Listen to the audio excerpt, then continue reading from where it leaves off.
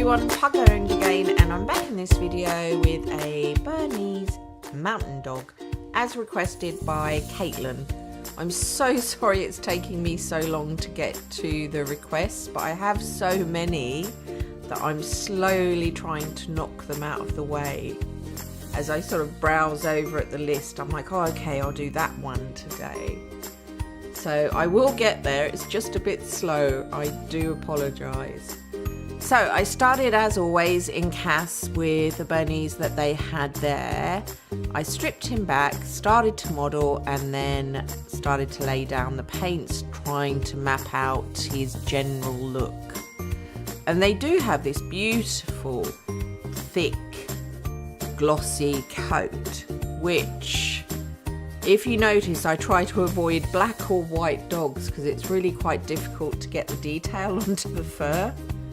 So I do try to avoid it. A lot of my dogs seem to be tan because it's easier for me to get details into their coats.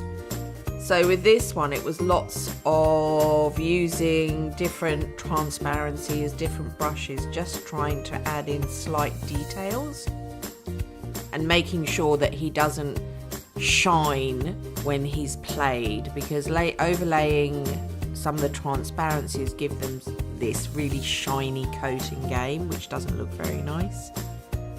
And I set about trying to give him some face details, which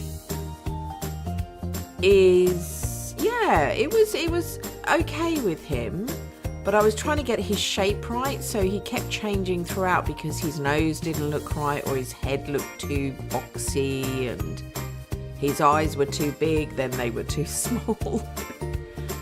But it's really fun to play in Cass. Does anybody else play in Cass making pets? Because I really enjoy it. It's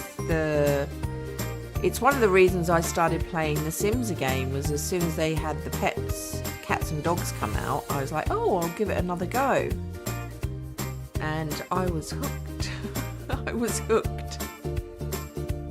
So here I am on his coat trying to bring details through, as you can see on his tummy and his back legs, and trying to get that colouring that they have so that it doesn't just look like paint. So it looks like there's fur in there with fur strokes and shine and different lengths, and this is where it gets a little repetitive because I decided to try and change how his coat looked by using the smaller brush and coming through with another colour on a very low transparency. You can see me doing it here.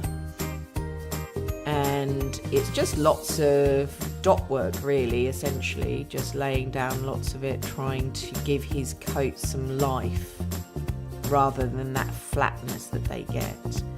And then also trying to make it so that he doesn't resemble, like, you know, he's an elderly dog and he's got grey hair, which I hope I got. I think I did. I always say this, I think I did.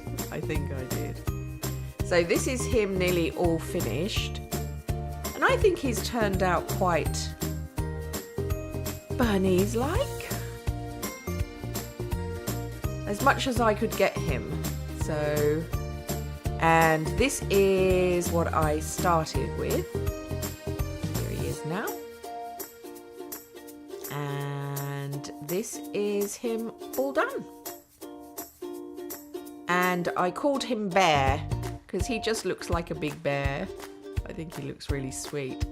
Okay, I will leave you here, and if you have a request, please just leave it in the comments.